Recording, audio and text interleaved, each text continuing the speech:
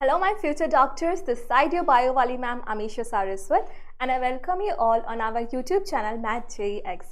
तो बच्चों 12th class की बायोलॉजी में हमने इवोल्यूशन से पहले के सारे चैप्टर्स कवर अप कर लिए हैं और आज हम पढ़ने जा रहे हैं इवोल्यूशन, एक ऐसा topic which is full of theories and her theories का अपना अपना एक एक्सेप्शन होगा और उन सभी थ्योरीज में से कोई एक बेटर एक्सेप्टेड थ्योरी होगी। तो ये चैप्टर भी नीट पर्सपेक्टिव से काफ़ी इंपॉर्टेंट हो जाता है और आज इस चैप्टर में हम जो भी टॉपिक्स पढ़ने जा रहे हैं वो है लाइफ का ऑरिजिन कैसे हुआ, लाइफ आने के बाद चीज़ों का इवोल्यूशन कैसे हुआ, हार्डी वीनबर्ग प्रिंसिपल क्या है, नेचुरल सिलेक्शन, ह्यूमन इवोल्यूशन, इन सारे ही टॉपिक्स को आज हम डिटेल में कवर अप करने वाले हैं। बात करें अगर इससे पहले वाले चैप्टर की तो हमने मॉलिक्यूलर बेसिस ऑफ इनहेरिटेंस पढ़ा था, जहाँ पर DNA replication, transcription, translation, gene expression and your DNA fingerprinting को हमने बहुत अच्छे से कवर अप कर लिया था और मुझे उम्मीद है कि बच्चों ने इसको एनसीईआरटी से भी पढ़ के रिवाइज कर लिया होगा और क्वेश्चन प्रैक्टिस भी ज़रूर की होगी। तो चलो आज हम स्टार्ट करते हैं अपने इवोल्यूशन को। और जब भी धरती के ओरिजिन की बात की जाती है, लाइफ के ओरिजिन की बात की जाती है, तो हमेशा जिक्र आता है बिग बैंग थ्योरी का। बिग बैंग थ्योरी एक ऐसी थ्योरी है जो बायोलॉजी से रिलेटेड तो थोड़ी कम है, बट ये एक जनरल टॉपिक ऑफ डिस्कशन है जिसके ऊपर तुम्हें यूट्यूब पर बहुत सारी एनिमेटेड वीडियोज़ भी दिख जाएंगी। बिग बैंग थ्योरी अगर मैं थोड़ा सा एक बेसिक आइडिया दूं तो ये बोलती है कि बहुत टाइम पहले हमारे ब्रह्मांड में एक गैस का गोला घूम रहा था और अचानक से उसमें एक थर्मोन्यूक्लियर एक्सप्लोजन हुआ जिसकी वजह से इसके बहुत सारे टुकड़े हो गए। अब ये जो टुकड़े हैं वो एक दूसरे से दूर जाने लगे, but with due fraction of time under the influence of gravity ये एक दूसरे के पास आने लगे, जिसकी वजह से बहुत सारी गैलेक्सीज और प्लैनेट्स का फॉर्मेशन हुआ। उसी में से क्लाउड था सोलर नेब्यूला, जिससे हमारा सोलर सिस्टम का फॉर्मेशन हुआ। तो इस थ्योरी के अकॉर्डिंग हमारी जो यूनिवर्स है उसकी फॉर्मेशन हुई थी 20 बिलियन ईयर्स अगो पहले, और उसमें भी हमारी अर्थ की फॉर्मेशन हुई थी 4.6 बिलियन ईयर्स अगो। तो बच्चों ये जो डेट्स है ना ये थोड़ा सा इंपॉर्टेंट है। 20 बिलियन ईयर्स अगो पहले 20 BYA, इस पहले क्या बना था हमारा, क्या बना था यूनिवर्स। उसके बाद 4.5 या 4.6 बिलियन ईयर्स अगो पहले हमारी बनी थी अर्थ। स्टार्टिंग में हमारे पास एटमॉस्फेयर नहीं था, जो भी एटमॉस्फेयर था सारा रिड्यूसिंग नेचर का था। इसका मतलब हमारे पास एलिमेंटल फॉर्म में फ्री ऑक्सीजन नहीं थी। ऑक्सीजन अगर थी तो वाटर की फॉर्म में थी, CO2 की फॉर्म में थी। तो क्या बोल रहे हैं यहाँ पर, water vapours, methane, CO2, ammonia, ये सारी चीज़ें रिलीज होती थी, ऑक्सीजन नहीं थी।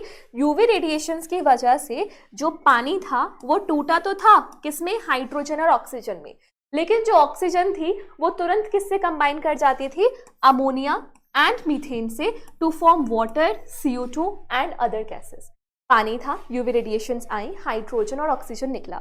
हाइड्रोजन हल्का होने की वजह से तो एस्केप कर जाता था, लेकिन जो ऑक्सीजन थी वो मीथेन से, अमोनिया से रिएक्ट करके CO2, नाइट्रेट्स, नाइट्राइट्स और बहुत सारी गैसेस बना देती थी।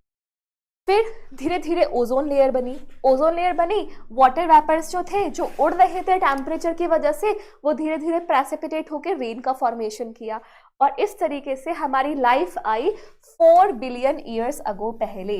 तो तुम्हें यहाँ पे 3 लाइफ याद रखनी है। 20 बिलियन ईयर्स अगो पहले यूनिवर्स, 4.5 बिलियन ईयर्स अगो पहले earth and 4 billion years ago पहले हमारी life. Coming on to theories of our origin of life, तो बहुत सारी थ्योरीज हैं। सबसे पहले बात करते हैं theory of spontaneous generation. Spontaneous मतलब अचानक से, तो यहाँ पर इस थ्योरी को एबायोजेनेसिस भी कहा जाता है। इसका मतलब ये है कि अचानक से ही क्या होगा, जैसे कोई सड़ी गली कोई चीज़ पड़ी हुई है, डस्ट है या फिर मड है, स्ट्रॉ है, तो वहाँ से अचानक से ही एक लाइफ ऑरिजिनेट कर जाती है। सो what it is saying is, it states that life come out of decaying and rotting matters like straw and mud. But important है कि इस थ्योरी को डिसअप्रूव करने वाले साइंटिस्ट का नाम था लुइस पास्चर, जिन्होंने परफॉर्म किया था स्वान नेक फ्लास्क एक्सपेरिमेंट। स्वान नेक फ्लास्क एक्सपेरिमेंट में इन्होंने क्या किया, इन्होंने 2 वेसल्स ली थी और इन वेसल्स की जो नेक थी उसकी शेप स्वान जैसी थी। इसका एक आउटर मोस्ट ट्यूब था,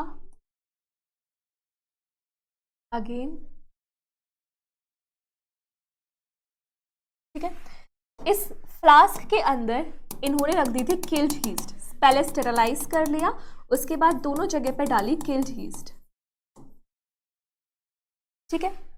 अब जो पहला वाला फ्लास्क था उसकी ओपनिंग को तो उन्होंने कॉर्क लगा के बंद कर दिया, ठीक है, तो कोई भी चीज़ अंदर बाहर नहीं जा सकती। लेकिन जो दूसरा वाला फ्लास्क था उसकी ओपनिंग को ओपन रखा। तो उन्होंने कुछ टाइम बाद ये ऑब्जर्व किया कि इस वाले फ्लास्क में नो लाइफ अपीयर्ड, बट इस वाले फ्लास्क में लाइफ अपीयर्ड।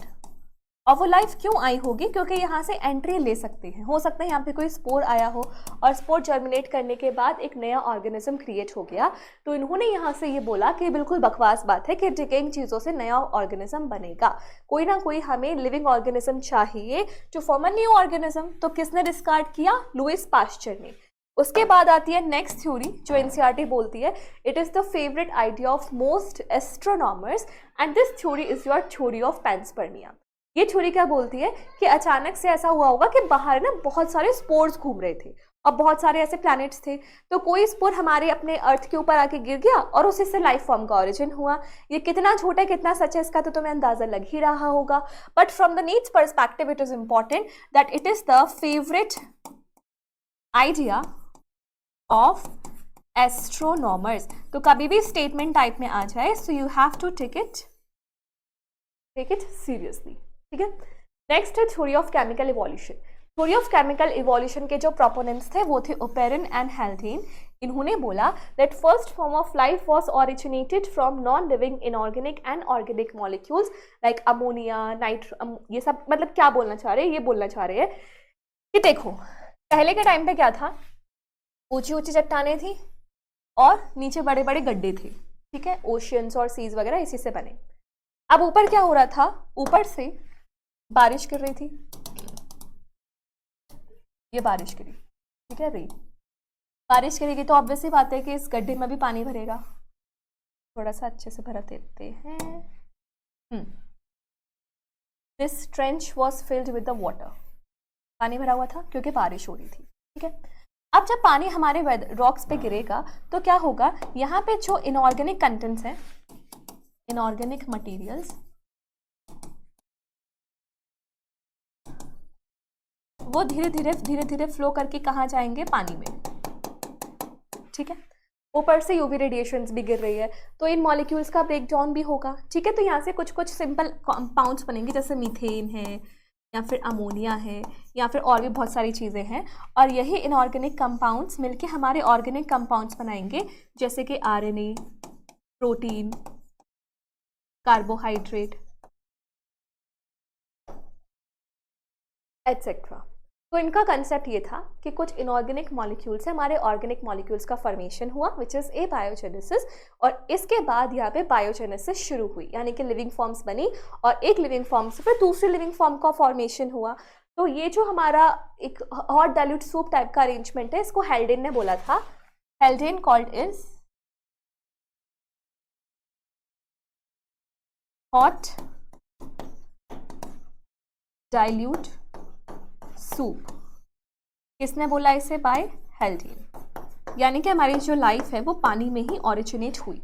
अब ये बहुत सारे कार्बोहाइड्रेट्स से मिलकर यहाँ पर कुछ मॉलिक्यूलर एग्रीगेट्स बने जिनको नाम दिया गया क्वेसर वेट्स, है ना।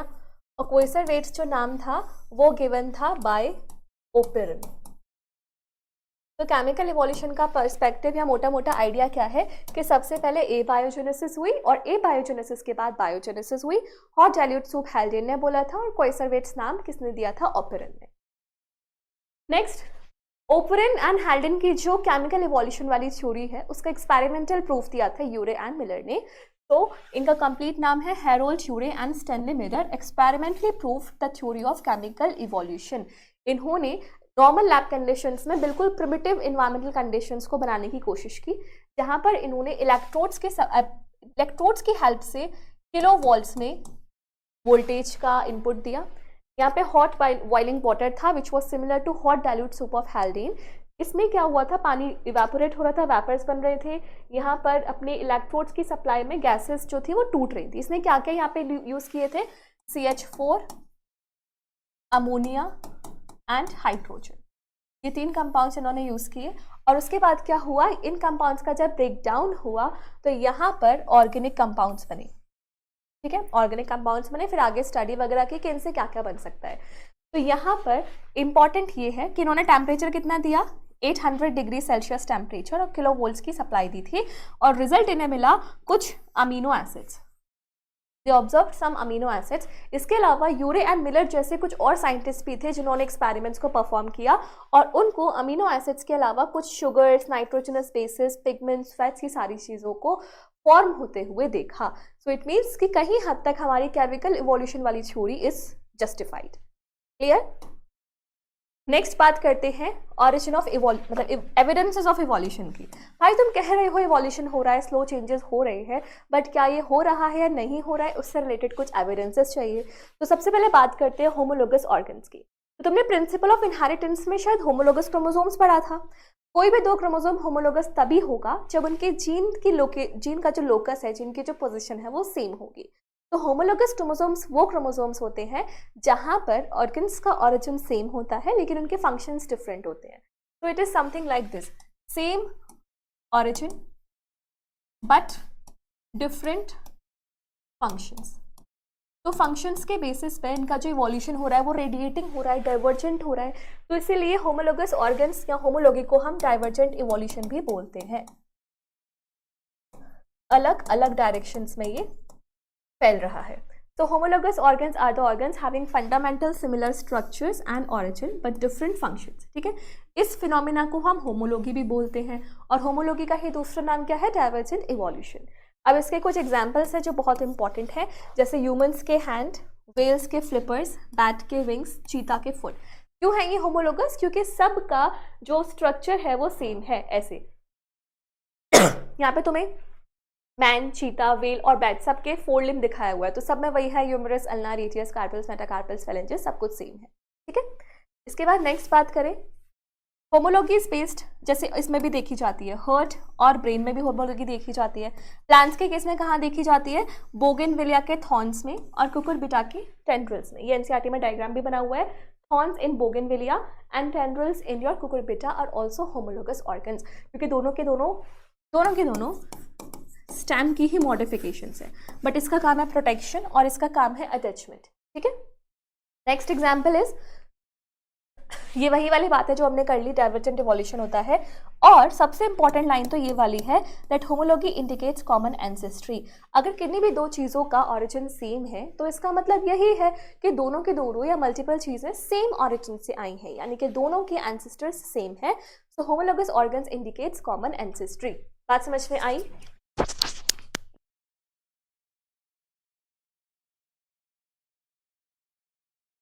Next is analogous organs.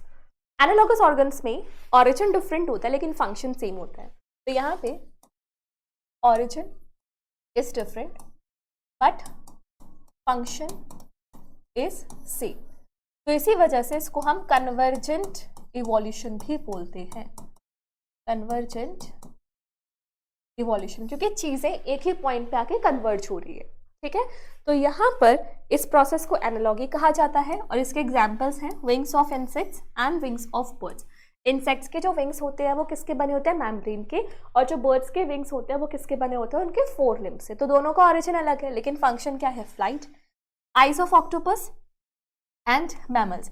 ठीक है, तो यहाँ पर जो रेटिना है वो स्किन की मॉडिफिकेशन है और मैमल्स की जो रेटिना है वो एम्ब्रियोनिक ब्रेन की ही एक्सटेंशन होती है। तो इनका ऑरिजिन डिफरेंट हो गया लेकिन फंक्शन क्या है, विजन।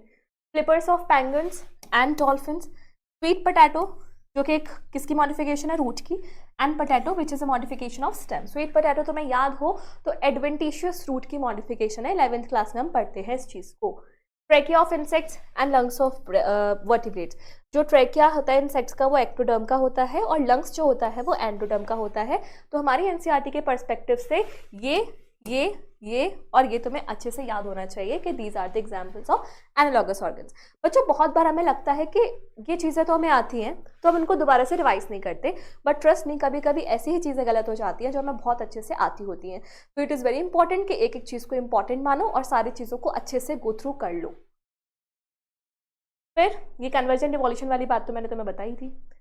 बायोकेमिकल एविडेंसेस, हमारे पूरे सारे ऑर्गेनिजम्स में कुछ प्रोटीन्स होते हैं, कुछ जीन्स होते हैं और कुछ ऐसे बायोमोलिक्यूल्स होते हैं या कुछ मेटाबॉलिक प्रोसेसेस होती है जो through out the evolution conserve है। चाहे वो बैक्टीरिया हो, चाहे वो एक यूकैरियोट का सेल हो, सब में वो चीज़ें होंगी।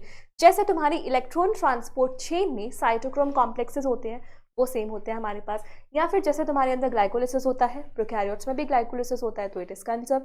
तो कहीं ना कहीं हम लोग एक दूसरे से रिलेटेड हैं। It is also being shown by the biochemical evidences. इसके बाद बात करते हैं एम्ब्रियोलॉजिकल एविडेंस की। तो एम्ब्रियोलॉजिकल एविडेंस को प्रपोज किया था अर्नस्ट हैकेल ने। अर्नस्ट हैकेल ने क्या बात की थी, इसे ध्यान से सुनना।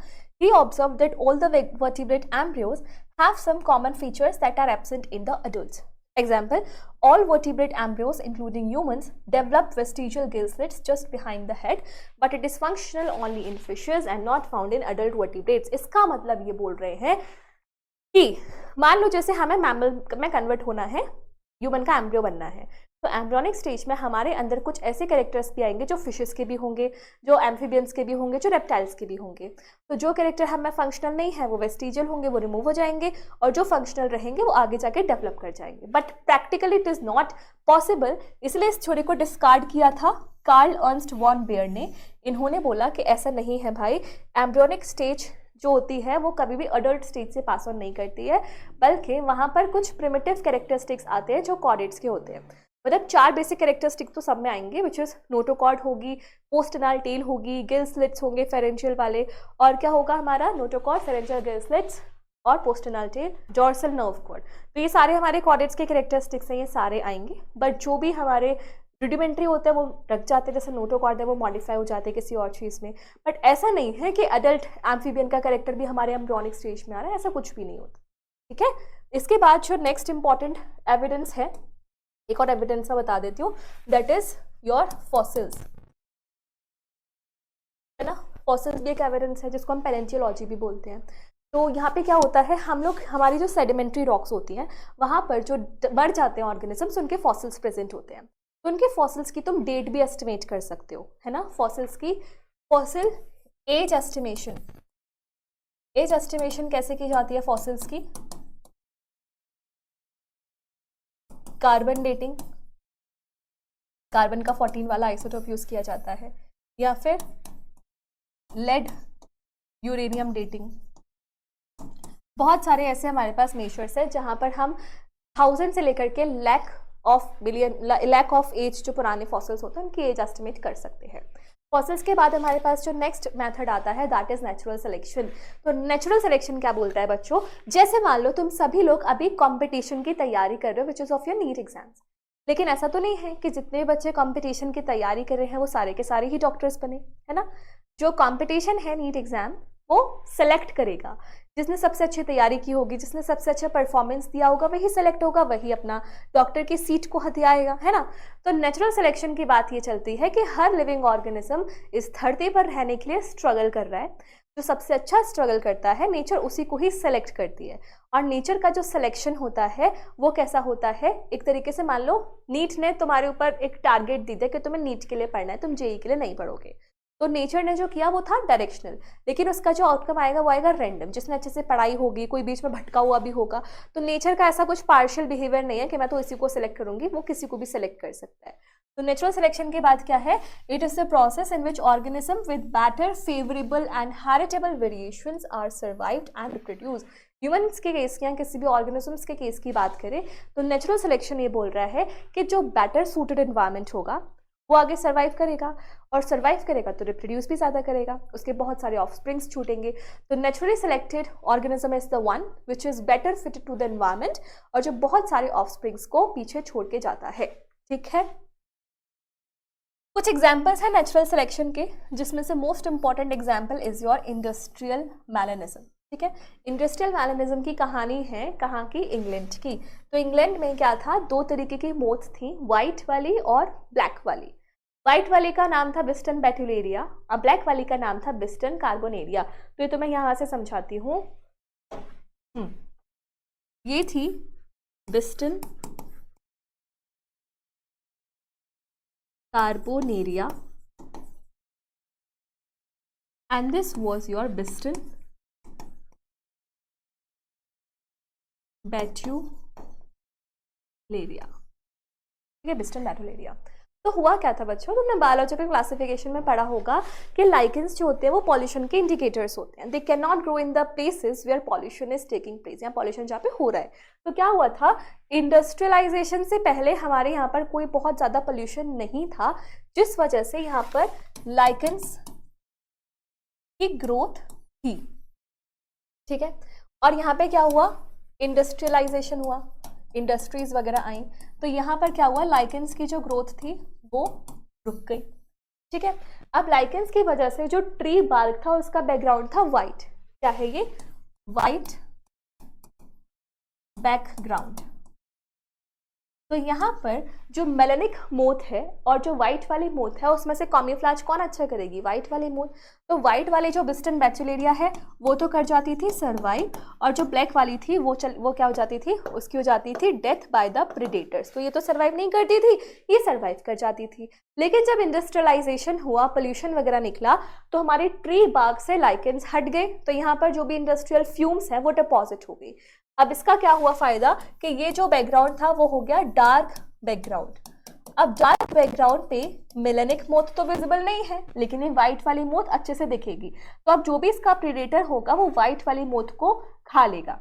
यानी कि इंडस्ट्रियलाइजेशन से पहले नेचर सेलेक्ट किसको कर रहा था, हमारी व्हाइट वाली मोथ को, विच इज बिस्टन बैट्यूलेरिया। लेकिन इंडस्ट्रियलाइजेशन के बाद नेचर जिसे सेलेक्ट किया था वो थी बिस्टन कार्बोनेरिया। बात समझ में आई। यहीं से तुम्हारी जिंदगी का भी एक इंपॉर्टेंट कंक्लूजन निकल के आता है कि कभी भी हार नहीं माननी चाहिए। कब किस्मत पलट जाए, कब तुम्हारी मेहनत रंग ला जाए, तुम्हें नहीं पता। Nobody knows what is going to happen in your future। तो बस इन्हीं बातों को हमने थोड़ा सा इंग्लिश की लाइंस में लिख दिया है, एक बार पढ़ लो। इंडस्ट्रियलाइजेशन से पहले व्हाइट लाइकेंस थी तो हमारी व्हाइट विंग मोथ सर्वाइव करी, लेकिन इंडस्ट्रियलाइजेशन के बाद लाइकेंस खत्म तो हमारी dark wing moth survive. Clear? Very very easy, easy chapter है भाई, बिल्कुल। चलो आगे करते हैं। Theories of evolution. जब हमारी लाइफ बन गई तो इवोल्यूशन कैसे कैसे हुआ होगा उसकी कुछ थ्योरीज हैं। सबसे पहले जो थ्योरी आती है वो है थ्योरी ऑफ लेमार्किज्म। लेमार्क की बहुत सारी बातें, लेमार्क की जो थ्योरी है उसको कहा जाता है theory of use and disuse, या फिर theory of inheritance of acquired characters. Lamarck का मानना ये था कि हम सबकी बॉडी में ना कुछ इंटरनल डिजायर्स होती हैं। जैसे मान लो अब मैं कल को मेरे अंदर डिजायर आ जाए कि मुझे तो उड़ना है, ठीक है, क्योंकि मैं परी हूँ, पापा की परी, मैं तो उड़ना चाहती हूँ। तो मैं इसने बोला, लेमार्क ने बोला कि धीरे धीरे क्या होगा, तुम्हारे अंदर विंग्स का भी डेवलपमेंट हो जाएगा।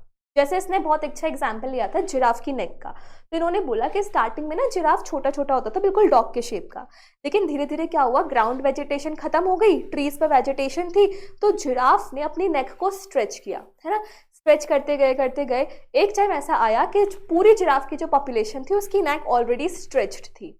बट ये बात सच है या गलत है इसका हमें नहीं पता। दूसरे उन्होंने ऐसा भी बोला कि कुछ स्किल्स होती है जो हम एक्वायर करते हैं, सीखते हैं अपने सराउंडिंग से, तो ये भी स्किल्स हम अपने बच्चों को इनहेरिट कर देते हैं। जैसे मान लो किसी की मम्मी को खाना बनाना बहुत अच्छा आता है, तो ये ज़रूर होगा कि उसके सारे बच्चों को खाना बनाना अच्छा आता होगा, which is sometimes it is possible, but practically it does not have any basis, क्योंकि इनहेरिटेंस इसका नहीं होगा। बस किसने प्रपोज किया था इसको? लेमार्क ने। और इसने क्या बोला कि लाइफ फॉर्म्स जो होती है उसमें एक्वायर्ड कैरेक्टर्स जो तुम सीख रहे हो उनका भी इनहेरिटेंस होता है। एक्वायर्ड कैरेक्टर्स कैसे डेवलप हो रहे हैं? Use and disuse of organs. जिसका तुम यूज करते जाओगे वो उतना डेवलप होगा, जिसका तुम डिसयूज करते जाओगे वो खत्म होता चला जाएगा। तो इस हिसाब से तो भैया हम दिन रात अपनी आंखें फोड़ते हैं टीवी में या फिर फोन्स में, तो हमारी तो आंखें डेवलप होनी चाहिए, बट हमारे तो चश्मा लग जाता है, यानी कि ये बात है तो झूठ है। हाँ, evolution by use of organs का एग्जाम्पल है लॉन्ग नेक ऑफ जिराफ, जो अभी हमने डिस्कस किया था। इवोल्यूशन बाय डिसयूज का एग्जाम्पल है स्नेक्स। पहले इसने बोला कि स्नेक्स के ना छोटे छोटे हाथ पैर होते थे, लिम्स होते थे, लेकिन क्या हुआ, स्नेक ऐसे रेंग के चलता था तो उसको दिक्कत आती थी, तो धीरे धीरे क्या हुआ, उसके लिम्स भी गायब हो गए। तो यूज का एग्जाम्पल है जिराफ की नेक और डिसयूज का एग्जाम्पल है स्नेक का हाथ पैर, लिम्स। तो इस थ्योरी को एलिमिनेट किया गया। क्यों? क्योंकि हमें पता है कि जो हमारे कैरेक्टर्स होते हैं वो केवल जीन्स से इनहेरिट होते हैं और एक्वायर्ड कैरेक्टर्स का इनहेरिटेंस नहीं होता है। That's why this theory was discarded. इसके बाद जो हमारे साइंटिस्ट आए थे वो थे डार्विन, चार्ल्स डार्विन। मुझे कमेंट सेक्शन में लिख के बताओ कि कौन से ऐसे साइंटिस्ट हैं जिनको डार्विन ऑफ 20th सेंचुरी कहा जाता है। अगर नहीं पता है तो डू वॉच लिविंग वर्ल्ड वाली जो वीडियो है उसको देखना, उसमें मैंने तुम्हें बताया हुआ है। तो डार्विन की अगर बात करें तो डार्विन देखो बहुत सीधा सीधा सा इंसान था, बहुत सीधा साधा इंसान था। 21-22 साल की उम्र पे ही ये एक जहाज में बैठ के पूरी दुनिया की सैर करने के लिए निकला। बहुत बार इसके जहाज का नाम भी पूछा जाता है, तो इसके शिप का नाम था HMS बीगल। इवोल्यूशन के फील्ड में काम करने के लिए इनको मोटिवेशन मिली थी एक साइंटिस्ट के ऐसे से। साइंटिस्ट का नाम था थॉमस माल्थस और इनका जो ऐसे था, निबंध था, वो था ऑन पॉपुलेशन। ठीक है, तो एक तरफ हमारे डार्विन थे जो अपना काम कर रहे थे और इन्होंने जो काम किया था वो था गैलापागोस आइलैंड के आसपास। दूसरे एक और साइंटिस्ट थे जिनका नाम था एल्फ्रेड वॉलिस, है ना। एल्फ्रेड वॉलिस अपना काम कर रहे थे, ये मलाय आर्किपेलागो में काम कर रहे थे। दोनों अपना इंडिपेंडेंट काम कर रहे थे, बट दोनों ने पढ़ने के बाद अपनी जो स्टडीज करी उनका रिजल्ट, कंक्लूजन सब कुछ सेम था। नेचुरल सिलेक्शन वाली जो बातें हैं वो सारी दोनों ने ही कही थी। तो की पॉइंट्स क्या है? चार्ल्स डार्विन ने थ्योरी कही थी, थ्योरी ऑफ नेचुरल सिलेक्शन। इन्होंने जो समुद्री यात्रा की थी उस शिप का नाम था HMS बीगल। और एल्फ्रेड वॉलिस जो थे एक नेचुरलिस्ट थे जिन्होंने मलाय आर्किपेलागो पे काम किया और वो भी सिमिलर कंक्लूजन्स पे पहुंचे थे। डार्विन किसके काम से इन्फ्लुएंस हुए थे? थॉमस माल्थस का जो ऐसे था ऑन पॉपुलेशन, इससे डार्विन बहुत ज़्यादा इन्फ्लुएंस हुए। ठीक है, तो डार्विन की थ्योरी में दो की कंसेप्ट हैं। पहला है ब्रांचिंग डिसेंडेंट एंड दूसरा है नेचुरल सिलेक्शन। ब्रांचिंग डिसेंडेंट्स ये बोलता है कि आज जो भी लाइफ फॉर्म एग्जिस्ट कर रही हैं, कहीं ना कहीं उन सबके एक कॉमन एंसेस्टर्स रहे होंगे।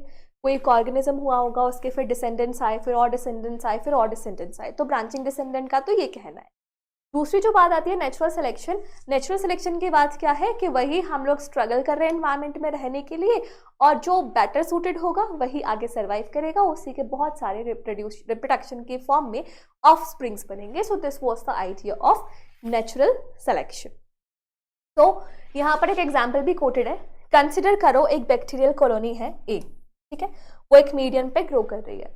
If the medium composition is change, only a part of the population can survive under the new condition।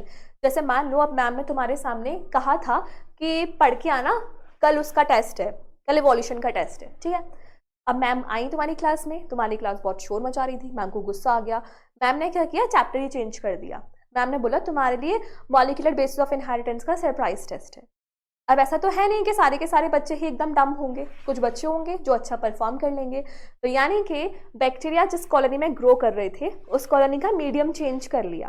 तो ऐसा तो है नहीं सारे बैक्टीरिया मर जाएंगे, कुछ होंगे जो अपने आप को बेटर अडेप्ट करके रखे होंगे, वो सर्वाइव करेंगे। तो यही बात उन्होंने यहाँ पे बोली है। So only a part of population can survive under new condition. This variant population outgrows the other and appears as new species. तो जो survive करेगा वही सबको, दूसरे वालों को outnumber कर जाएगा और वही आगे exist करेगा, survive करेगा, reproduce करेगा। Natural selection से related कुछ facts हैं बच्चों। Natural selection के लिए हमारे अंदर heritable minor variations आनी चाहिए, जिनको हम mutations बोलते हैं। म्यूटेशंस आएंगी तभी वेरिएशंस आएंगे, तभी हम सर्वाइव करेंगे। ठीक है, अब ये जो वेरिएशंस है ये बेनिफिशियल भी हो सकती है और ये हार्मफुल भी हो सकती है। नेचुरल रिसोर्सेज लिमिट में होने चाहिए। अगर बहुत ज़्यादा नेचुरल रिसोर्सेज होंगे तो स्पीशीज कॉम्पीट ही नहीं करेंगी, स्ट्रगल ही नहीं करेंगी। अगर स्ट्रगल ही नहीं होगा तो सेलेक्ट किसे होगा, कौन होगा? जैसे नीट में अगर तुम्हारी सीट ऐसे कर दी कि 25 लाख की 25 लाख सीट है, सब डॉक्टर बन जाएंगे, तो भाई स्ट्रगल कौन करेगा? स्ट्रगल तो चाहिए हमें। ठीक है, उसके बाद स्ट्रगल फॉर एग्जिस्टेंस चाहिए और सर्वाइवल ऑफ द फिटेस्ट। ध्यान रखना ये आइडिया तो डार्विन का था, लेकिन ये जो फ्रेज है, ये फ्रेज दिया था हर्बर्ट स्पेंसर ने। हर्बर्ट स्पेंसर ने कहा था सर्वाइवल ऑफ द फिटेस्ट। ठीक है, जो बहुत ज्यादा फिट है वही सर्वाइव करेगा। नेक्स्ट बात करते हैं अडेप्टिव रेडिएशन की। अडेप्टिव रेडिएशन बोलती है कि मान लो हम कल को किसी जगह पे चले गए, है ना। मान लो हम क्या हैं, हम प्लेन एरियाज में रहने वाले इंसान हैं और हम माउंटेन्स पे चले गए। अब माउंटेन्स पे जाने के बाद हमें कुछ दिक्कतों का सामना करना पड़ेगा, लेकिन हमारी बॉडी क्या करेगी? उन दिक्कतों के लिए अडेप्ट करेगी और अपने आप को डाइवर्सिफाई करेगी। तो यहाँ पे भी ऐसे ही था। कुछ मेन लैंड थी, उस मेन लैंड पे जो ओरिजिनल बर्ड्स थी वो थी सीड ईटिंग बर्ड। ठीक है, फिर अचानक से क्या हुआ, ये एक चेन ऑफ आइलैंड्स पे गई जिसका नाम था गैलापागोस आइलैंड। तो जो सीड ईटिंग बर्ड थी वो गैलापागोस आइलैंड पे गई। मैं भी तुम्हारे लिए एक ही आइलैंड बना रही हूँ कि एक आइलैंड था, इस पर सीड ईटिंग बर्ड गई। अब ये जो आइलैंड था इसमें अलग अलग फूड थे, जैसे यहाँ पर मान लो इंसेक्ट्स थे, ठीक है, यहाँ पर मान लो सीड्स थे, यहाँ पर मान लो फ्रूट्स थे, यहाँ पे मान लो वर्म्स थे, यहाँ पे मान लो और क्या खा सकती है चिड़िया, इंसेक्ट्स हो गया, फ्रूट्स हो गए, वर्म्स हो गए, वुड मान लो वुड थी, ठीक है। अब यहाँ पे जो सीड ईटिंग बर्ड्स गई, अब ऐसा तो नहीं है वो सीड वाले जोन में ही गई होंगी, वो घूमी होंगी, टैली होंगी और अपने अपने अलग अलग जोन्स में गई होंगी। अब ओरिजिनली उसकी बीक मॉडिफाइड थी टू ईट द सीड, लेकिन अगर उसके सामने फ्रूट है और उसे खाना है तो उसको कैसे भी अपने आप को एडजस्ट करना पड़ेगा। तो ये जो एडजस्टमेंट है वो विद ड्यूरेशन ऑफ टाइम उसकी बॉडी उसको एक्लेमेटाइज कर लेगी और उसकी बॉडी में ये हो जाएगा एक अडेप्टेशन। तो अब उसकी जो बॉडी है, उसकी जो बीक है, वो फ्रूट के लिए भी अपने आप को मॉडिफाई कर लेगी। इसी वजह से उसकी जो बीक्स थे उसमें उसने वेरिएशंस देखी, ऐसी 1 2 3 4, सबके बीक्स का पैटर्न देखो, सबकी बीक्स डिफरेंट है और इनको डार्विन ने बोला डार्विनियन फिंचेस।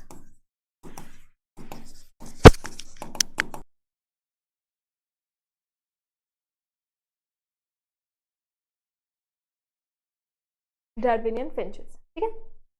तो अडेप्टिव रेडिएशन मतलब समझ गए कि एक जगह से तुम अलग अलग चीज़ों के लिए अपने आप को रेडिएट कर रहे हो, क्लियर। तो अडेप्टिव रेडिएशन में तुम्हारे मार्सुपियल्स वो ऑर्गेनिजम्स होते हैं जिनके पास एक ब्रूड पाउच होता है, ठीक है। तो मार्सुपियल्स का अडेप्टिव रेडिएशन यहाँ पे दिखाया हुआ है और ये जो अडेप्टिव रेडिएशन है तुम देख रहे हो कि एक कॉमन पॉइंट से डाइवर्सिफाई हो रहा है। तो अडेप्टिव रेडिएशन डाइवर्जेंट इवोल्यूशन में भी आता है। यहाँ पे इन सारे ऑर्गेनिजम्स का तुम्हें एग्जाम्पल याद रखना पड़ेगा, Tasmanian wolf, tiger cat, banded anteater, marsupial rat, kangaroo, wombat, bandicoot, koala, marsupial moles and sugar glider, ठीक है। लेकिन ऐसा कोई फिक्स नहीं है कि adaptive radiation will always be divergent evolution. मेरी बात को ध्यान से सुनना, बहुत ध्यान से सुनना। बात यह है कि अगर एक प्लेस में एक ही स्पीशीज है ए, ठीक है, एक ए स्पीशीज अपने आप को अलग अलग चीज़ों के लिए अडेप्ट कर रही है, एक ही स्पीशीज, तो उसका अडेप्टिव रेडिएशन हो जाएगा डाइवर्जेंट इवोल्यूशन, ठीक है। लेकिन मान लो again we have same place, अब लेकिन इस बार यहाँ पर स्पीशीज ए भी है और पैरेलल में एक और स्पीशीज है विच इज स्पीशीज बी। दोनों ही स्पीशीज अलग अलग है, लेकिन दोनों की मजबूरी है कि उनको सेम जगह के लिए अपने आप को डाइवर्सिफाई करना पड़ेगा। तो यहाँ पर ये अपना कुछ अडेप्टेशन शो करेगी, है ना, और ये अपना कुछ अडेप्टेशन शो करेगी। तो इंडिविजुअली इनका और इनका जो अपना डाइवर्सिफिकेशन है वो डाइवर्जेंट है, लेकिन टाइम पे दोनों को देखा जाए तो दोनों एक ही चीज के लिए तो स्ट्रगल कर रही हैं। तो एक टाइम एक चीज के लिए उनको अपने आप को compete करना है, अपने आप को अडेप्ट करना है, इसलिए उसको कहा जाएगा कन्वर्जेंट इवोल्यूशन। तो इस टाइम पे दोनों स्पीशीज जो शो कर रही हैं दैट इज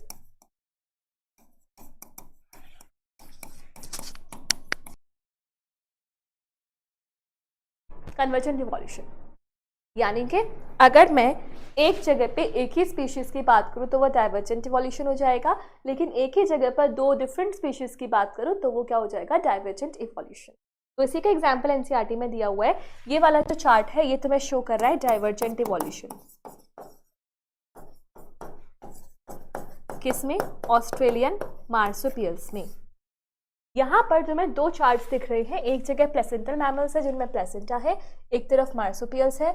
ये अपना डाइवर्जेंट है, ये अपना डाइवर्जेंट है, लेकिन आपस में ये दोनों पैरेलल नहीं कन्वर्जेंट इवोल्यूशन शो कर रहे हैं। जैसे यहाँ का मोल, यहाँ का marsupial mole, anteater, numbat, mouse, marsupial mouse, lemur, spotted cuscus, flying squirrel, flying phalanger, wombat, Tasmanian tiger cat and wolf is your Tasmanian wolf. तो तुम्हें ये याद करना पड़ेगा कि यहाँ पे अगर ये है तो इसका काउंटर पार्ट दूसरे सेक्शन में क्या होगा।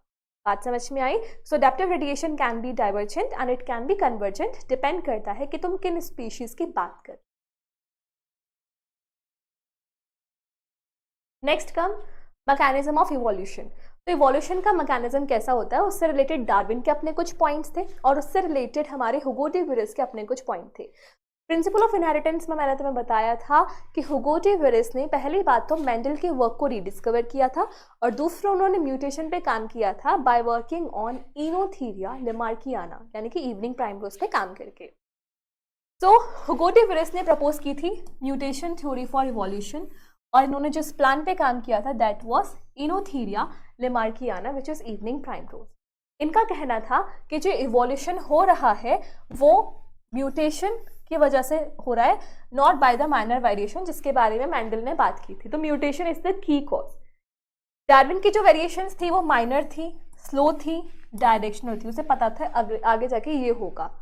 लेकिन यहाँ पे क्या हो रहा है, इसकी वजह से क्या होता है, धीरे धीरे ग्रेजुअल इवोल्यूशन हो रहा था।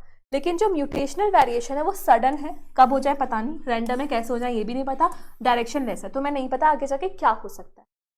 तो speciation by saltation, single step large mutation. एक ही स्टेप पे कभी कभी म्यूटेशन ऐसा भी आ सकता है कि पूरी की पूरी स्पीशीज ट्रांसफॉर्म कर जाए, जो मेंडल की वजह से पॉसिबल नहीं था। मेंडल ने तो धीरे धीरे करने की बात की थी, लेकिन हुगो डी विरिस एक लार्ज एस्पेक्ट पे बात कर रहे थे। ठीक है, तो what is saltation? Saltation is single step large mutation, जिससे नई नई स्पीशीज का फॉर्मेशन आ सकता है। सो इवोल्यूशन का जो मैकेनिज्म है दैट इज म्यूटेशन। अब ये बात हमने प्रूव कर रखी है और इसको हम एक्सेप्ट भी करते हैं। बात करें हार्डी-वीनबर्ग प्रिंसिपल की, तो हार्डी-वीनबर्ग प्रिंसिपल ये बोलता है, पहली बात तो ये पॉपुलेशन पे स्टडी करता है।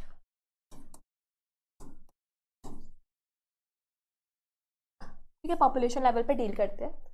इन्होंने ये बोला कि कुछ फैक्टर्स होते हैं, अगर वो फैक्टर्स फॉलो हो रहे हैं तो इसका मतलब उस पॉपुलेशन में इवोल्यूशन नहीं हो रहा। ठीक है, इनसे रिलेटेड कुछ न्यूमेरिकल्स भी है जो नीट के पेपर में बहुत ज़्यादा तो नहीं आते, but still we must know कि कैसे उनको डील करना है। तो यहाँ पे हमें कुछ की कंसेप्ट्स का समझ में आना चाहिए। सबसे पहले बात करते हैं gene pool. What is gene pool?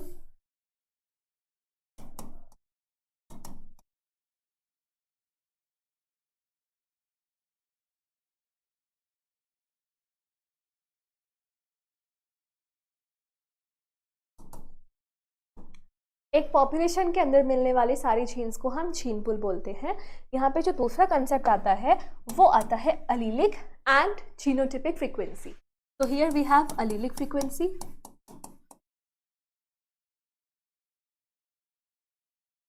या फिर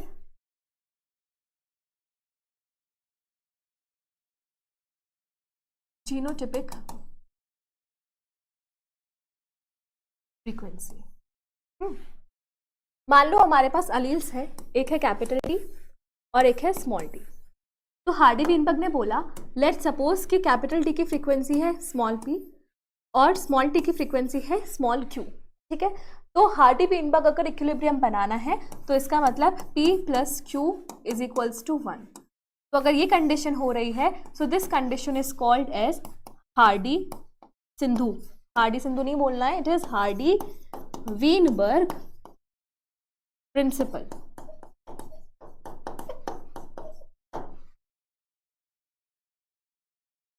बात समझ में आई? लेकिन अगर मैं जीनोटाइपिक फ्रीक्वेंसी की बात करूं तो जीनोटाइपिक फ्रीक्वेंसी में हमें जीनोटाइप को स्टडी करना है। तो वहां पर हमारे पास पॉसिबल जीनोटाइप्स क्या हैं, ये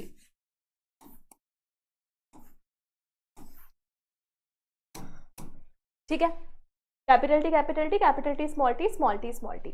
तो इस वाले केस की होमोजाइगस डोमिनेंट केस की फ्रीक्वेंसी आ जाएगी पी स्क्वायर और इस वाले की आ जाएगी Q square which is not a doubt. ठीक है, यहाँ पे जो फ्रीक्वेंसी हो जाती है इसको हम बोलते हैं 2pq। तो इसके अकॉर्डिंग यहाँ पर p square plus 2pq plus q square is equals to 1। अगर ये कंडीशन हो रही है तो again the population is an equilibrium, और अगर इक्विलिब्रियम है तो कोई भी इवोल्यूशन नहीं हो रहा है। ठीक है, यहाँ पे इसको प्रिंसिपल के बदले इक्विलिब्रियम लिख लो।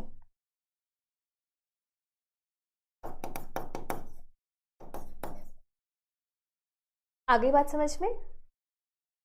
सो क्या है वो फैक्टर्स जो हमारे हार्डी-वीनबर्ग प्रिंसिपल में होने चाहिए? सबसे पहले बात जीन माइग्रेशन की करते हैं। ये जीन माइग्रेशन नहीं होना चाहिए। No gene migration, no genetic drift, no mutation, no gene recombination. ये सारी चीज़ें नहीं होनी चाहिए अगर प्रिंसिपल को उसमें रखना है, क्या किस में रखना है, इक्विलिब्रियम में रखना है तो। ठीक है, थोड़ा सा इसको स्टडी करते हैं। मान लो हमारे पास दो प्लेसेस हैं, एक है मान लो इंडिया और एक मान लो नेपाल।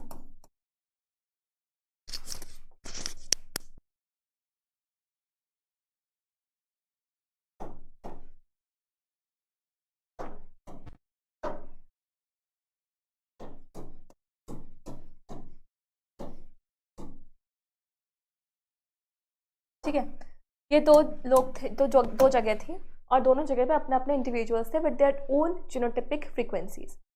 अब यहाँ पे क्या हुआ, मान लो ये वाले पीपल, ये वाले जो लोग हैं वो माइग्रेट करके चले गए इधर। अगर इंसान माइग्रेट किए हैं तो उसकी वजह से जीन भी माइग्रेट करेंगे। ठीक है, तो माइग्रेशन का रिजल्ट क्या हुआ, अब यहाँ पर एक दो ग्रीन ऐड हो गए, है ना, और ऑरेंज वाले कितने ऐड हो गए, 1 2 3, और मान लो ये भी आ गया 1 2 3 4। सो यहाँ पर रिजल्ट क्या हुआ कि ग्रीन वाला माइग्रेशन से पहले कितना था, 1 2 3 4 5 6 7 7। ठीक है, और जो ऑरेंज वाले हैं वो माइग्रेशन से पहले कितने थे, 1 2 3 4 5 6 7 8 9। ठीक है, लेकिन जब हमने माइग्रेशन करा दिया तो अब ग्रीन कितने बचे, 1 2 3 4 5, और ऑरेंज कितने बचे, 1 2 3 4। ठीक है, यहाँ की बात करें तो बिफोर माइग्रेशन हमने कितने माइग्रेट कराए, 1 2 3 4, 1 2 3 4। ग्रीन कितने थे, 2, ऑरेंज कितने थे, 4। लेकिन माइग्रेशन के बाद ग्रीन टोटल कितने हो गए, 1 2 3 4 4, और ऑरेंज कितने हो गए, 1 2 3 4 5 6 7 7। तो यानी कि अगर एक जगह एलिलिक फ्रीक्वेंसी और जीनोटिपिक फ्रीक्वेंसी बढ़ी है तो दूसरी जगह वो चीज़ डिक्रीज भी हुई है। ठीक है, तो लोगों के माइग्रेशन की वजह से जीन माइग्रेशन होगा और जीन माइग्रेशन की वजह से नेटिव प्लेस और जो न्यूली कॉलोनाइज्ड प्लेस है दोनों जगह पे कोई ना कोई फर्क देखने को मिलेगा। ठीक है, और अगर ये जीन माइग्रेशन लगातार हो रहा है, सो यहाँ पर एक टर्म लिख देती हूँ, repeated gene migration is called gene flow. लगातार होने वाले जीन माइग्रेशन को हम जीन फ्लो बोलते हैं। फर्स्ट पॉइंट क्लियर, वही लिखा है, gene flow occurs if migration happens multiple times. Next is genetic drift.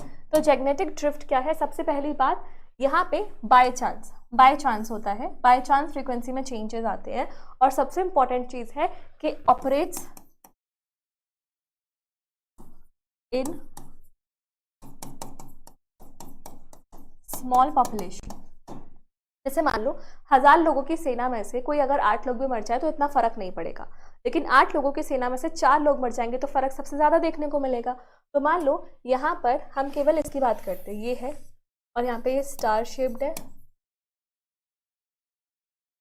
और यहाँ पर ये वाली शेप है। ठीक है, अचानक से यहाँ पर हाथी ने पैर रख दिया, अचानक से यहाँ पे हाथी ने पैर रख दिया, तो इसका रिजल्ट क्या हुआ, यहाँ से कितनी स्पीशीज वैनिश होगी, कितना वैनिश हो गया, हाँ, after genetic drift 2 yellow vanished and मान लो इसको भी मान लो, ये वाला भी ले गए, 3 ब्लू वैनिश्ड। ठीक है, तो ये है हमारा जेनेटिक ड्रिफ्ट। अब जो जेनेटिक ड्रिफ्ट है ना बच्चों, ये 2 टाइप्स का होता है। Genetic drift is of founder effect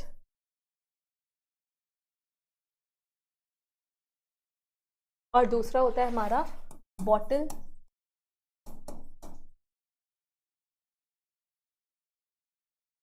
neck. Founder effect में क्या हो रहा है, हमारे पास एक जगह है और हमारे पास एक और जगह है। ठीक है, मान लो अचानक से क्या हुआ यहाँ के जो ऑर्गेनिज्म हैं इसमें से कुछ यहाँ पर आके कॉलोनाइज किए। ये मान लो ये दो तीन लोग थे, ये यहाँ पे आके कॉलोनाइज किए पहली बार इस जगह पे। तो अब ये जो ऑर्गेनिजम्स हैं इनको कहा जाएगा फाउंडर स्पीशीज। कोई नई नई जगह पे तुम कुछ बना रहे हो तो उसकी नींव रखते हैं ना, फाउंडेशन। तो this is the founder species, है ना। अब ये स्पीशीज अगर यहीं पे रहेगी, वापस नहीं जाएगी, तो आपस में रिप्रोड्यूस कर करके इनमें नई वेरिएशंस आएंगी, यहाँ पर इनमें अपनी वेरिएशंस आएंगी, तो दोनों आगे जाके क्या हो जाएंगे, डाइवर्सिफाई हो जाएंगे। तो this is the founder effect. Bottle neck effect में क्या होता है, इसकी शेप भी कुछ बॉटल जैसी है। थोड़ा सा कैसे, मान लो यहाँ पे कोई जगह थी, अचानक से भूकंप आ गया, और भूकंप आने की वजह से इतना एरिया खत्म, इतना एरिया लॉस हो गया। अब इतने एरिया लॉस की वजह से जो भी यहाँ पे ऑर्गेनिज्म था उसमें भी कमी आएगी, है ना। तो ये जो इवेंट हुआ, event in terms of natural calamity, इस इवेंट को तो हम नाम देंगे बॉटल नेक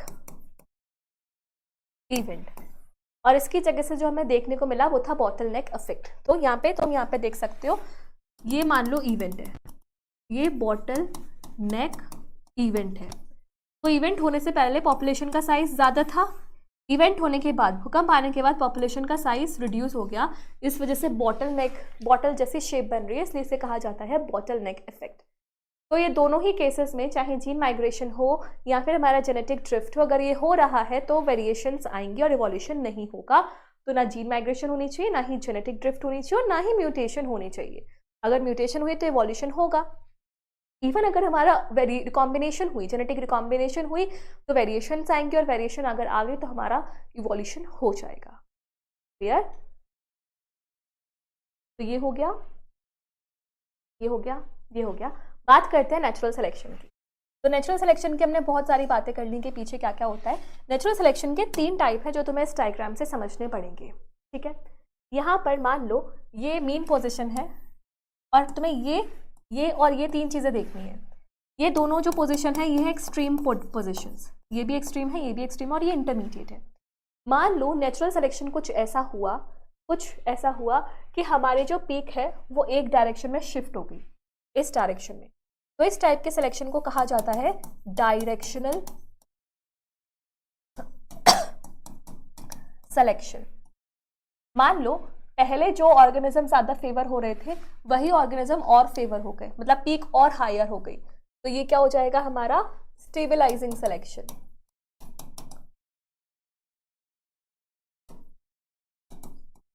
लेकिन मान लो अब ऐसा हो जाए कि इंटरमीडिएट तो दब जाए और हमारी एक्सट्रीमिटीज फेवर अप होने लग जाए, तो कुछ इस टाइप का ग्राफ आएगा, 2 पीक्स आएंगी, तो इसे हम बोलते हैं डिसरप्टिव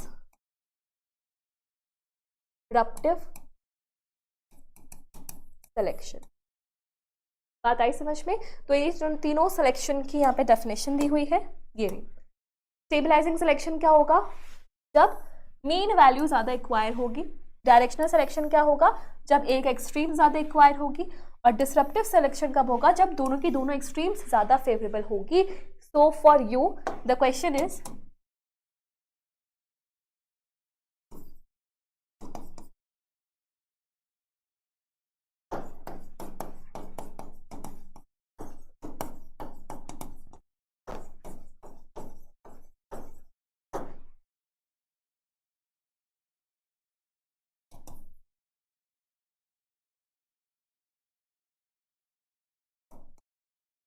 इंडस्ट्रियल मैनरिज्म के केस में कौन सा सिलेक्शन सबसे ज्यादा देखने को मिलता है, बताओ मुझे आंसर।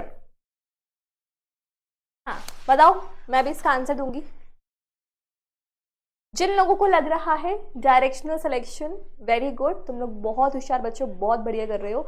डायरेक्शनल सिलेक्शन ही होता है इंडस्ट्रियल मैनरिज्म के केस में। पहले व्हाइट वाली बीटल्स, है ना, व्हाइट वाली मोड्स, एंड उसके बाद फिर ब्लैक वाली modes, मेलेनिक modes.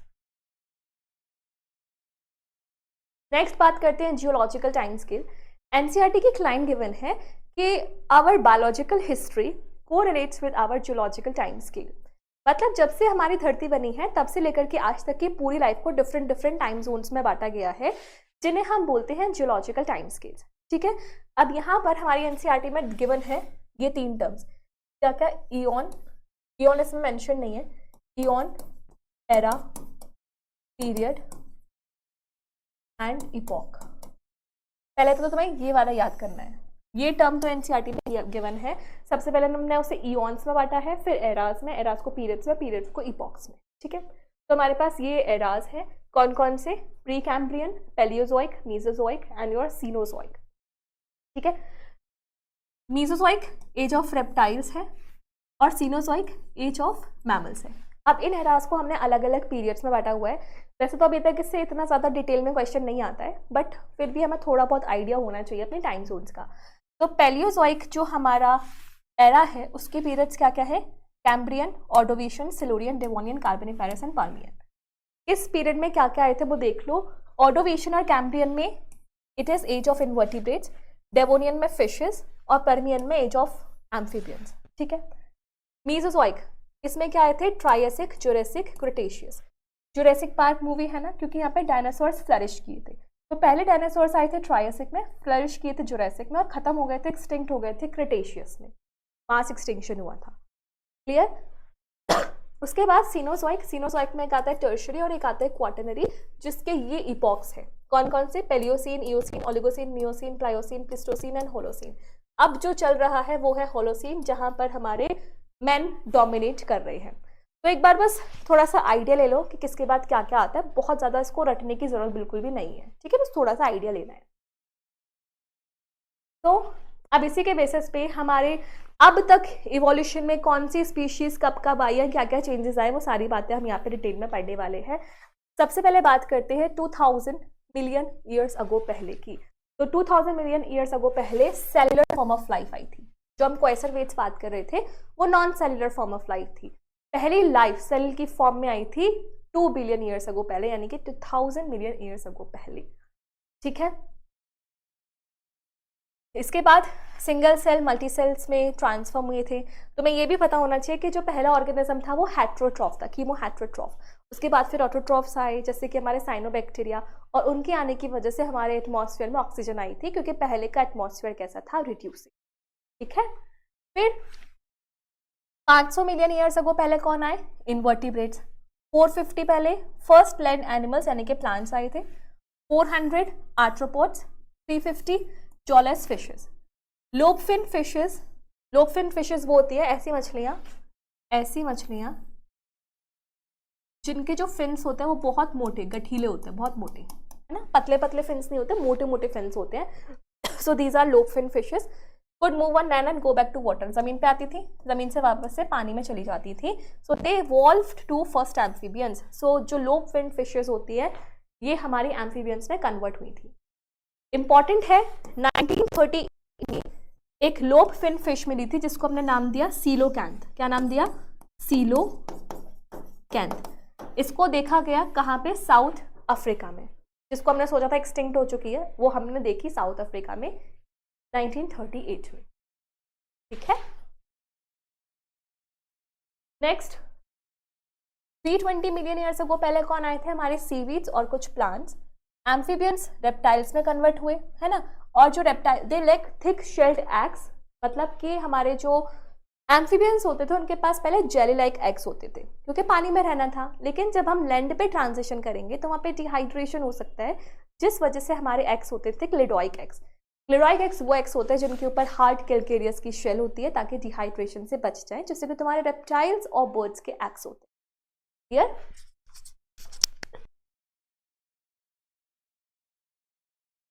Giant ferns, ferns pteridophytes के मेंबर्स हैं, वो आए, वो गिरे और उनसे कोल का डिपॉजिट बना। देन 200 मिलियन ईयर्स अगो पहले कुछ लैंड रेप्टाइल्स आए थे जो वापस से पानी में चले गए, जैसे कि इक्थायोसॉरस। इंपॉर्टेंट है, इक्थायोसॉरस जो पानी में गया था रेप्टाइल। लैंड रेप्टाइल व डायनासोर्स कौन कौन से, टायरेनोसोरस रेक्स, केवल तुम यही नाम याद कर लेना जो कि एनसीईआरटी में गिवन है, बहुत बड़ा था ये। टायरेनोसोरस रेक्स, ये line, largest dinosaurs 20 feet in height. ये वही डायनासोर है जो तुमने जब भी जुरासिक मूवी देखी होगी, जुरासिक वर्ल्ड, लास्ट में जो डायनासोर आता है ना लड़ने के लिए, या उनका जो पूरा पीछे लोगो बना हुआ था, जो बड़ा सा डायनासोर आता है वो टायरेनोसोरस रेक्स ही है, टीरेक्स 20 फीट लॉन्ग है। फिर टूथेड बर्ड्स आई थी, रेप्टाइल्स एंड बर्ड्स, इनके बीच में कनेक्टिंग लिंक है विच इज योर आर्कियोप्टेरिक्स। एक ऐसी बर्ड जो एक्सटिंक्ट हो चुकी है, लेकिन इसमें रेप्टाइल्स और बर्ड्स दोनों की ही कैरेक्टरिस्टिक फीचर्स थे। ठीक है, 65 मिलियन ईयर्स अगो पहले डायनासोर्स एक्सटिंक्ट हो गए। उनका बहुत सारी थ्योरीज हैं कि वो कैसे मरे, बट हमें पता है कि वो मास एक्सटिंक्शन हुआ था। ठीक है, इंपॉर्टेंट लाइन, पहले जो मैमल थे वो मैमल श्रू जैसे थे, छोटे छोटे चूहे जैसे होते हैं, श्रू जैसे मैमल्स थे। साउथ अमेरिका में there were mammals resembling horse, hippocampus, bear, rabbit etcetera. Due to continental drift, when South America joined North America, these animals were overridden by North America fauna। यानी कि यहाँ पे ये समरी की line है, यहाँ पे ये बोला जा रहा है कि कॉन्टिनेंटल ड्रिफ्ट हुआ था, जब हमारी प्लेट्स मूव हुई थी, गोंडवाना आइलैंड्स के पीसेज हुए थे, या फिर जो प्लेट्स है वो पास पास आ गई थी, तब हमारे पास क्या हुआ था कि साउथ अमेरिका में ये सारे मैमल्स थे। कॉन्टिनेंटल ड्रिफ्ट की वजह से नॉर्थ अमेरिका के पास चले गए इनकी प्लेट्स, और इन एनिमल्स के ऊपर भारी पड़ गए साउथ अमेरिका के फौना, यानी कि animals. Due to continental drift, Australian marsupials survive because of lack of competition from any other mammals. तो कॉन्टिनेंटल ड्रिफ्ट की वजह से ही ऐसा सेपरेशन भी हुआ, जिसकी वजह से ऑस्ट्रेलियन मार्सुपियल्स ज़्यादा सर्वाइव कर पाए, क्योंकि उनके पास और मैमल्स से कंपटीशन करने के लिए अब कुछ बचा ही नहीं था। समझ में आई? बात करते हैं ह्यूमन इवोल्यूशन की। तो इस बात से कोई भी अनजान नहीं है कि ह्यूमन इवोल्यूशन कहाँ हुआ था, हमारा अफ्रीका के रीजन। ठीक है, अफ्रीका में हुआ था। उसकी कुछ कुछ स्टेजेस आई थी, वो स्टेजेस क्या है, उनके नाम तुम एक बार देख लो।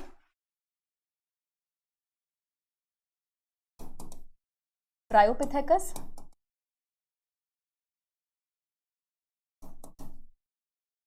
रामापिथेकस, उसके बाद ऑस्ट्रेलियोपिथेकस,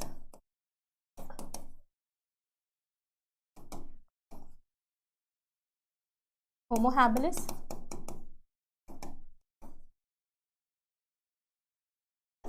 होमो इरेक्टस, यहीं से आगे निकल गए थे हमारे निएंडरथल्स,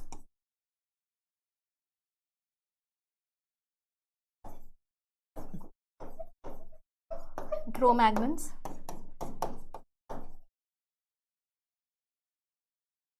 होमो सैपियंस। तो ये पूरा हमको ट्रेंड याद करना है ह्यूमन इवोल्यूशन का। तो चलो मूव करते हैं सबसे पहले ट्रायोपिथेकस एंड रामापिथेकस। ये जो तुम्हें डायग्राम ऊपर दिख रहा है, ये है हमारा Dryopithecus and this one is your Ramapithecus. ये दोनों कब आए थे? 15 मिलियन ईयर्स अगो पहले। इनकी जो हेयरी बॉडी थी पूरी की पूरी, एकदम तुम देख सकते हो दोनों की बॉडी पे कितने सारे बाल हैं। जो ट्रायोपिथेकस था वो थोड़ा एप लाइक था, और जो रामापिथेकस था वो थोड़ा मैन लाइक था, जो तुम्हें दिख भी रहा है। ये Dryopithecus and this one is the Ramapithecus. ठीक है, 3 से 4 मिलियन ईयर्स अगो पहले मैन लाइक प्राइमेट्स आए, जिन्होंने कहाँ मूव करना स्टार्ट कर दिया? East Africa. ऐसा भी देखा गया हमें फॉसिल्स देखने को मिले इथियोपिया एंड टेंजानिया में। 2 मिलियन ईयर्स अगो पहले ऑस्ट्रेलोपिथेकस आए थे, जो रहते कहाँ थे? ईस्ट अफ्रीका के ग्रासलैंड्स में। ये चलते चलते स्टोन वेपन्स उन्होंने बना रखे थे, स्टोन वेपन से मारते थे, लेकिन किसी को खाते नहीं थे। खाते क्या थे? केवल फ्रेश फ्रूट। तो फ्रूट्स को खाते थे, लेकिन स्टोन वेपन्स इनके पास प्रेजेंट थे। ऑस्ट्रेलोपिथेकस का तुम्हें एग्जाम्पल हो, ये है ऑस्ट्रेलोपिथेकस। तुमने लूसी मूवी देख लोगी, लूसी मूवी में जो कैरेक्टर दिखाया गया है वो ऑस्ट्रेलोपिथेकस है, ऑस्ट्रेलोपिथेकस एफरेंसिस। तो this is Lucy Australopithecus. Australopithecus के बाद we have Homo habilis. Homo habilis Homo genus आ गए, यानी कि ह्यूमन स्टार्ट हो गए। तो it is first human like being, hominid characters उसमें होते हैं। ब्रेन कैपेसिटी इसकी कितनी थी? 650 से 800 CC. CC stands for cranial capacity. लेकिन मजे की बात यह है कि ये भी मीट नहीं खाते थे। ऑस्ट्रेलोपिथेकस पत्थर से मारते थे, फ्रूट खाते थे। ये बेचारे होमो हैबिलिस भी मीट नहीं खाते थे। फिर इनके बाद आए कौन? होमो हैबिलिस हो गया, होमो इरेक्टस, जिनको हम जावा मैन भी बोलते हैं। इनकी क्रेनियल कैपेसिटी थोड़ी बढ़ गई, 900। ये मीट खाते थे, और इनके मेंबर्स तो कैनाबलिज्म भी शो करते थे। कैनाबलिज्म में क्या होता है? हम सेम स्पीशीज के मेंबर को भी खा जाते हैं। ठीक है, तो दूसरे लोगों को खा जाते थे। और इनके बाद आए हमारे होमो निएंडरथैलिस, यानी कि निएंडरथल मैन, जो कहाँ रहने लगे, ईस्ट एंड सेंट्रल एशिया, और इनकी क्रिमिनल कैपेसिटी थी 1400 सीसी। तो मैं ऐसे समझो होमो इरेक्टस ने इतना ज़्यादा नरसंहार किया, अपनी स्पीशीज़ को ही मार दिया, तो इनके बाद आने वाले ऑर्गेनिजम्स को पछतावा हुआ। वो बहुत ज़्यादा धार्मिक बन गए, जो लोग मर जाते थे उनकी डेड बॉडी को बरी करते थे, रिलीजियस रिचुअल सब कुछ परफॉर्म करते थे। तो निएंडरथल में क्या था, बरिड देयर डेड, और अपनी बॉडी को बचाने के लिए हाइट्स का यूज़ करते थे, use hides to protect their body. Clear. इसके बाद क्रो-मैग्नन्स बने थे। क्रो-मैग्नन्स जो थे हमारे 40,000 ईयर्स अगो पहले के आसपास की बात है।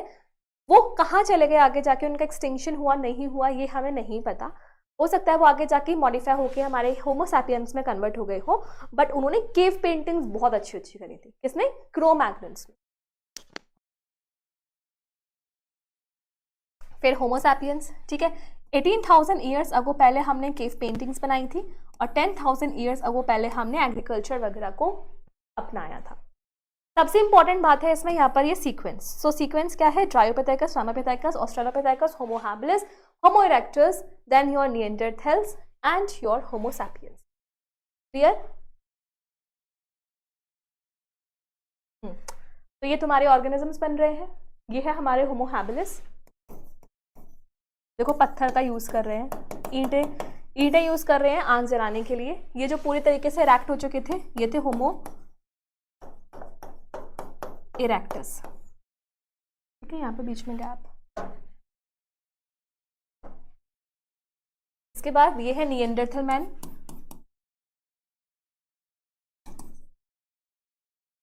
और ये है हमारे क्रो-मैग्नन्स। और अगर तुम्हें होमो सैपियंस देखना हो तो अपने आप को शीशे में जाके देख लो, हम होमो सैपियंस हैं, ठीक है। तो आई गेस यही था हमारे चैप्टर में। हमने इवोल्यूशन चैप्टर में ना कुछ नहीं है, बस तुम्हें रटना है चीज़ों को। क्वेश्चन प्रैक्टिस चाहिए, हार्डी-वीनबर्ग प्रिंसिपल वाले कंसेप्ट के लिए कुछ क्वेश्चन चाहिए। उसके लिए मैं एक शॉर्ट वीडियो ले आऊँगी जहाँ पे तुम क्वेश्चंस करेंगे हम कुछ क्रिमिनल कैपेसिटीज़ के ऊपर, कुछ एनसीईआरटी में जो डायग्राम्स है उनसे रिलेटेड के कैसे कैसे क्वेश्चंस आते हैं वो वाले क्वेश्चंस ले आऊँगी, और कुछ हार्डी-वीनबर्ग प्रिंसिपल के ऊपर हम क्वेश्चंस कर लेंगे। इसके बाद ही एक सून में वीडियो लेकर आऊँगी, ठीक है। तो अब बस तुम्हारा काम क्या रहता है, तुम्हें एनसीईआरटी की एक बार रीडिंग लगानी है। बहुत ज़्यादा नोट्स बनाने की कोशिश मत करना है इस चैप्टर के लिए। मेन वर्ड्स को लिखना, हार्डली एक पेज से ज़्यादा तुम्हारा नोट होना ही नहीं चाहिए, ठीक है। तो this was all for the chapter evolution. ऐसे ही आगे और चैप्टर्स को भी कंटिन्यू करेंगे, और 12th के बोर्ड्स की प्रैक्टिस और नीट की प्रैक्टिस को अपना पूरा अंजाम देंगे। तो take care, bye bye, see you soon and study hard.